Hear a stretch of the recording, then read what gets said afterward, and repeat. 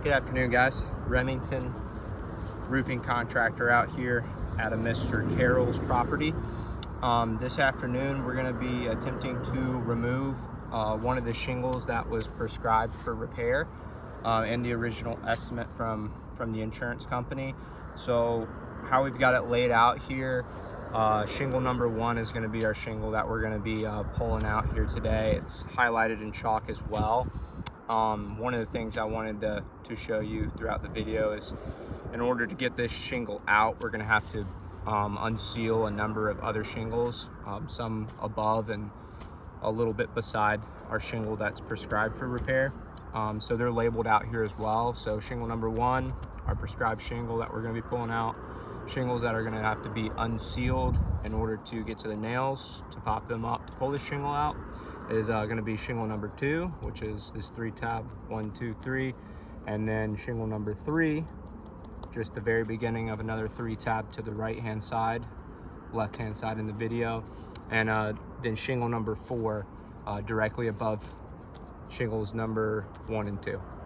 So all of these shingles are going to have to be unsealed and slightly manipulated in order for me to get this little handy tool underneath there so I can expose these nails and we can pop them up and then pull this shingle out. So we're going to start off by just unsealing all these shingles. We're going to use extreme caution when we're doing this as to not damage them any further. So we'll start off with shingle number 1. I'm going to place my hand over top of it. That way, while we're applying pressure, this tool's not going everywhere. It's not going to have the chance to pop up through the shingle. So just keep in mind that's what I'm doing. And with the age and brittleness of this roofing system up here, I think it's going to be pretty easy to unseal all these. So right up. All right, moving on, shingle number 2.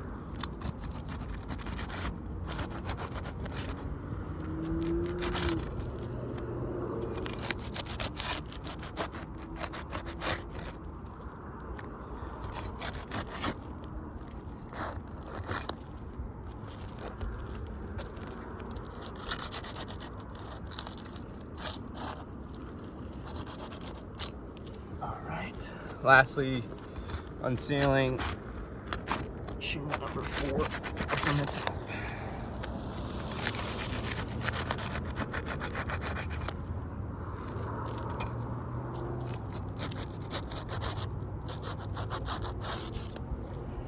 All right, now that we've got all these unsealed, what we're going to be doing next, we'll be slightly manipulating the shingles above our prescribed shingle for repair in order to visually access where these nail heads are, and then that way we can start removing those one at a time very carefully. So what I like to do, I like to get really low. That way we're not manipulating these shingles more than 10 to 15 degrees. You can see the nail very clearly. Simply slide that tool underneath there, apply some pressure, and we're able to pop that up. There's one right there. Moving on.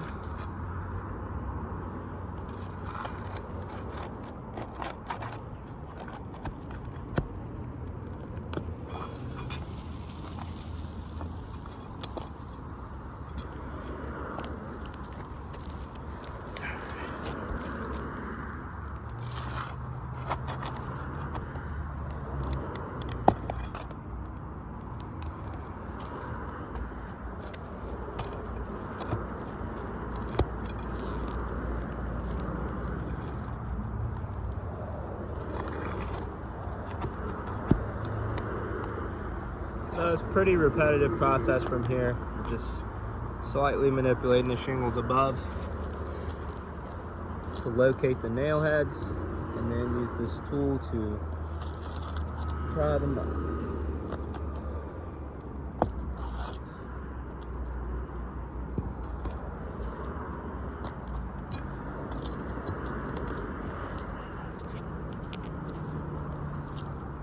That should do it for 2 and 3.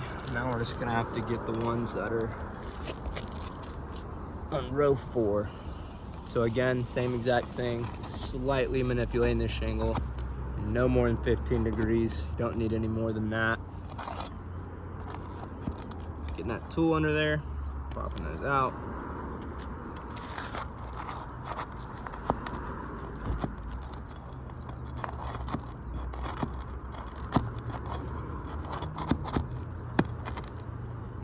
Occasionally you'll have a stubborn one.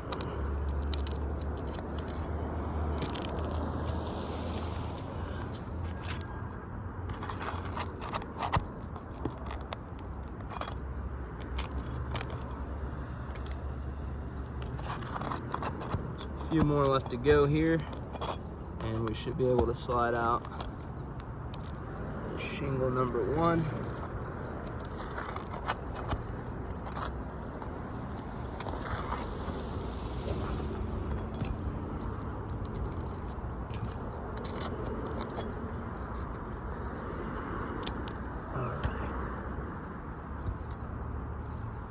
As far as that goes, I think we're in good shape. I'm ready to go ahead and pull the shingle out. All right.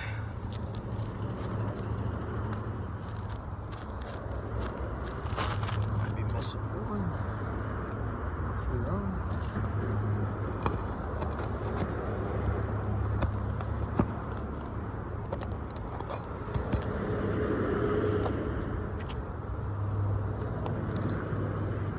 All right.